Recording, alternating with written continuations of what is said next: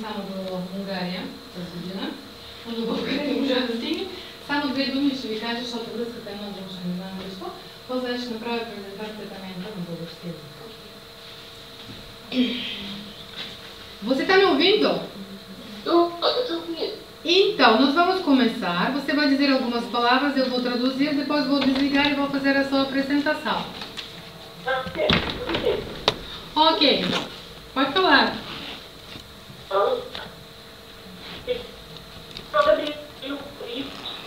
De minha amiga Elisabetta. Ah, pode... Toma, deixa saltar o pode falar.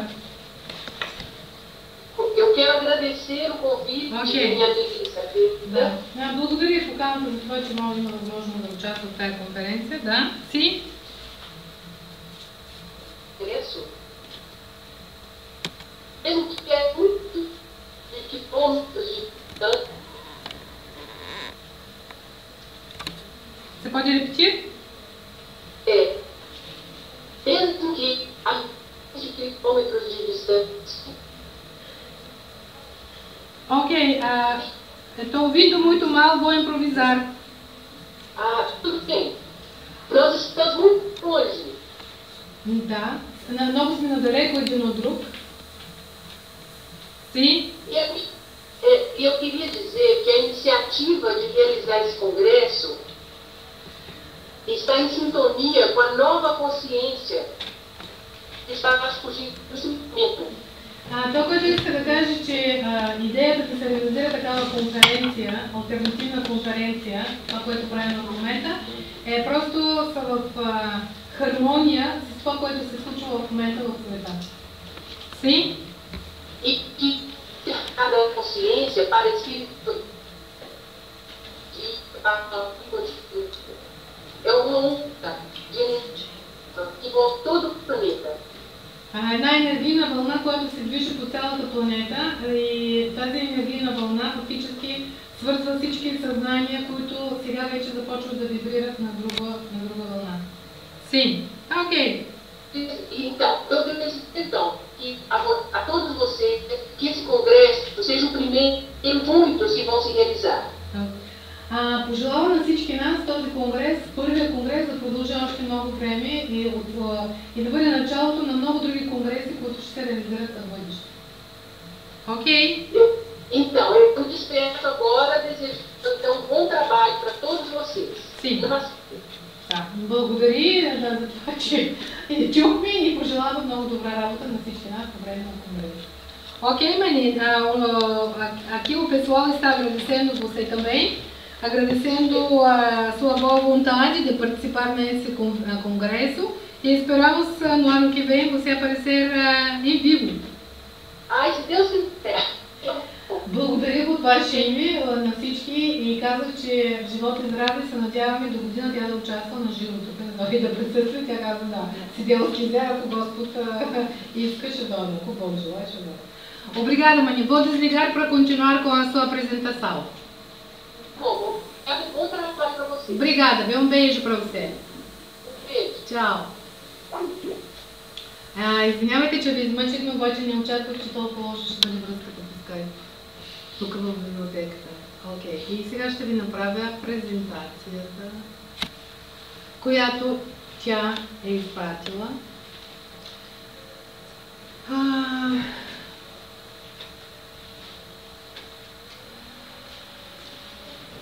Презентацията, която Мани изпрати на португалски, аз се преведох. И това, което иска да ви каже за трансперсоналната психология, нова парадигма в областта на науката и в живота. Психологията, както знаете, е наука за душата. Предполагам, че е много психология тук между нас. Нищо ново. И тези, които не са психологи, те знаят, че това е наука за душата. Но интересното, много интересно нещо, с което искам да ви запозная, това е за недопластичността. Може би някои вече са на някои неизвестна тази дума недопластичност, може би на повечето. Психологията и неврологията откриват, че нашата нервна система е с изключителна пластичност, т.е. че всяко едно от нашите преживявания създава и пресъздава структурата на нашия мозък, а оттам на всички клетки на нашия организъм. Това означава, че ние можем да променим начина, по който разбираме нещата, по който чувстваме, се представяме, създаваме и по този начин да се преструктурира състоянието на здравето и баланса. Ние не сме неизбежно неопределени от нашата генетика или от фамилната ни генетика. Невропластичност или пластичност на мозъка е способността за реорганизиране връзките на нашите нервни клетки, процес, който ни помага непрекъснато да се научаваме. Тя се отнася до начина, по който нашите мозъци действат и реагират, по начин да почувстваме промяната в нашата околна среда или да развием някакво умение. Всичко започва с развитието на съзнанието, с преминаването през егоичният етап, става въпрос за егото, с експанзията на чувствата на единство, любов и духовност. Какво всъщност представлява разширяване на съзнанието? Има специални моменти, в които човешкото същество достига до състояние на неописуемо и незабравимо блаженство. Понякога това се случва при естетическо съзерцание, религиозно състояние, поетично или романтично, или в моменти на себе надминаване в спорта, по време на опасност, инциденти или близко до смъртта. Това е непринудено преживяване и провокира човек да се чувства в абсолютно спокойствие, в тотално единство и цялост.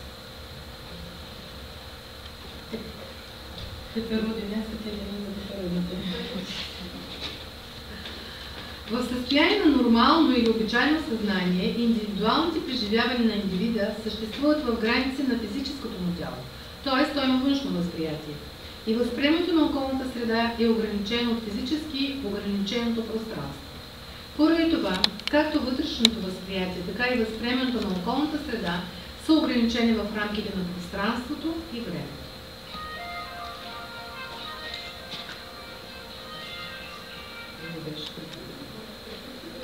На тази картинка виждаме как преминава съзнанието от едно ниво на друго ниво. Всички художници, научни и културни творби на нашата цивилизация са създадени от личности, които са били в състояние да се измъкнат от този порочен кръг, наложен от системата и от ограничени възгледи на реалността. Творчеството е състояние на разширено съзнание. Как всъщност действа разширяването на съзнанието ни?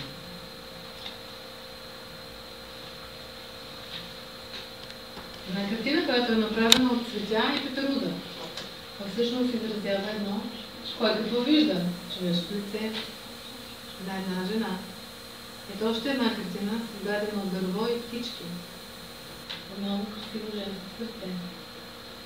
Всъщност така действа разширяването на съзнанието. А тук какво виждате? Коне, планина, птица или виждате една красива жена? Жената си вижда по-хубаво. Нали? Ето именно това е на практика разширяване на съзнанието. Няколко теоретични системи са установили връзка между съзнанието и енергия. Фройд и неговата теория за либидото, Юнг и неговата теория за индивидуалност, йога и концепцията за кундалини, Масло и метанужди, Гроф и преживяването му с дишането, Кен Уилбур и изследването му върху съзнанието, Пиер Вайл и картография на съзнанието. Всички тези теории са установили връзката между съзнание и енергия. Съзнанието е енергия. Затова с тази енергия ние правиме пазите да действат за нас. Във всички тези системи се говори, че наличната енергия пред човека е в процес на трансформация. Други за сублимация и алхимия. Психическата енергия, която е свързана или е затворена в блокажи, е възпрепятствана да се движи свободно. А свободната психическа енергия, това е невропластичната енергия или способността за учене, за запаметяване и за креативност. Ето още една такива картина за разширяване на съзнанието, която е просто изключително невероятна. Дали виждате река, кон, един мексиканец, примерно мачо, и един човек, който е легнал долу, или виждате един старец. Разширяване на съзнанието.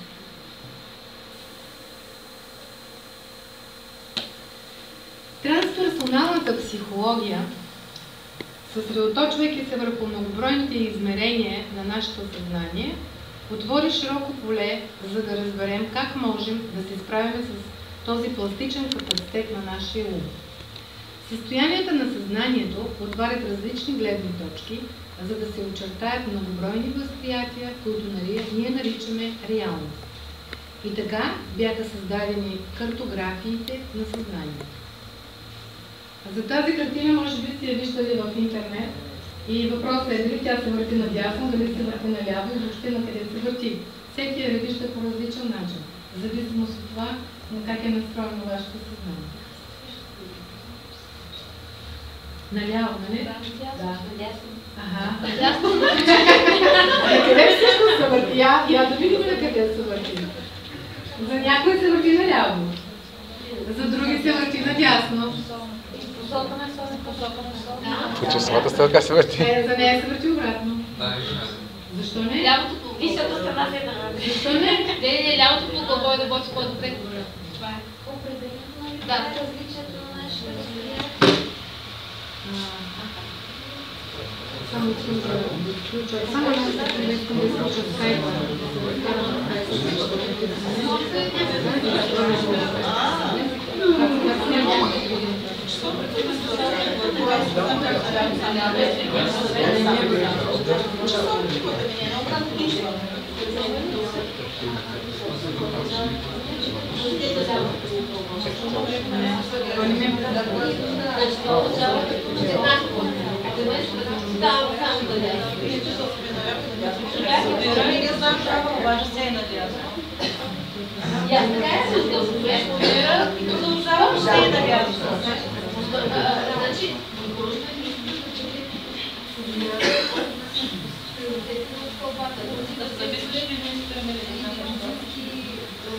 Последно на къде се върти установите? Наляво, надясно. А за някой спирал и почва да се върти наляво. Да. Което е много върти се на продължава да Окей, това е за разширяване на съзнанието. Установено е от проучвания с LSD и други наркотици, както и от йоги в състояние на медитация, че има и други начини за възприемане на реалността в зависимост от състоянието на съзнанието, в което се намира експериментатор. Възприемането на реалността варира в зависимост от нашето състояние на съзнанието. Чарлз Стар дефинира определено състояние на съзнанието като структурирана система от определено количество енергия под формата на внимание. Когато това внимание се колебае или промени фокуса си, също се променя състоянието на съзнанието. Така, например, концентрацията на вниманието върху чистени пресмятания довежда съзнанието до психическото състояние на будност. Днешната музика води до колебание на вниманието към абстрактност и отпускане. Загрижеността е насочено внимание върху един проблем, създавайки изтощително и напрегнато състояние на съзнанието. Само в състояние на космическо или трансперсонално съзнание изчезва възприятието за дуалността и реалността. Започва да се възприема незабележимо или под формата на преживяване на тоталността. Ето го Пиер Вайл. Основните състояния на съзнанието според Пиер Вайл са нощно бдение, блян, сън и дълбок сън. Това са състояния, които са резултат от вътрешната работа за разширяването на съзнанието или състоянието на пробуждане и космическо съзнание или трансперсоналното. Това са двете състояния, които са в резултат от вътрешната работа за разширяване на съзнанието. Когато разширим съзнанието, тогава вече можем да правим връзки с другите енергийни нива. Побужда се нашия ум и влизаме във връзка с трансперсоналното. Така, какво е казал Жименес? Аз не съм аз съм някой, който ходи до мен. Който остава в мълчание, когато говоря, който прощава и забравя, когато се недосва, който остава спокоен, когато скърбя и който ще продължи, когато аз съм рад. Фактически, ние винаги сме на разширено съзнание, когато сме свързани с нашия душа. С нашия истински душа. Ние се разширяваме съзнанието до божествена вибрация. Има и други състояния на съзнанието, предизвикани от дрога или лекарства, или напитки, състояния на самопроникиран транс и други. Те се наричат психоделични състояния, хипнотични или анестезични. Някои от тях са просто променени състояния на съзнанието, а други представляват истинско разширяване на съзнанието. Това, което ги различава един от друг, са резултатите. Едно преживяване на разширено съзнание може да промени изцяло живота на човека, ценностите му, интересите му. Това е така, защото във всяко едно от тези състояния на разширяване на съзнанието може да изпитаме различни нива на реалността. И сега как можем да разпознаем трансперсоналното състояние? Чрез качеството на чувствата, чувство за стабилност от трансформацията, която създава. Тоест, възприемане на неизказността, усещането на единство и цялостност, чувството на мир, любов и състрадание, увеличаване на капацитета на разбиране и синтез, промяна във възприятието за време и пространство, дълбоко чувство на блаженство. Винаги, когато сте в тези състояния, вие сте разширени състояние. Вие сте в трансперсоналността. Вие сте над нещата, през нещата, транс, преминавате от едно ниво в друго, в хиляди нива и сте над нещата и свързани едновременно с предни, бъдещи, настоящи, животи, проявления и всичко, което се представя. Това е всъщност трансперсоналност. И искам да се представите, може да се отворим очи, но така някакво, където да отидете и да отворим някакво. Да се успокоите.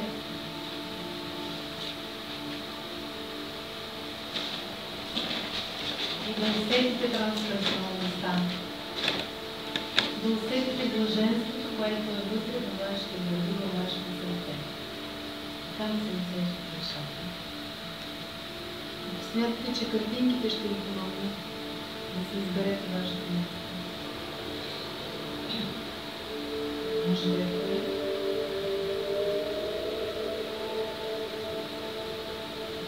Един океан себе.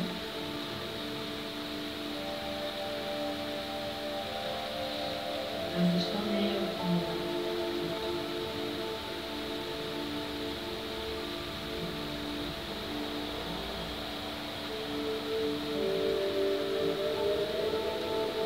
Свършете се с тази вибрация, свършете се с себе си. Това, което има във вашето сърце. Разширете съзнанието.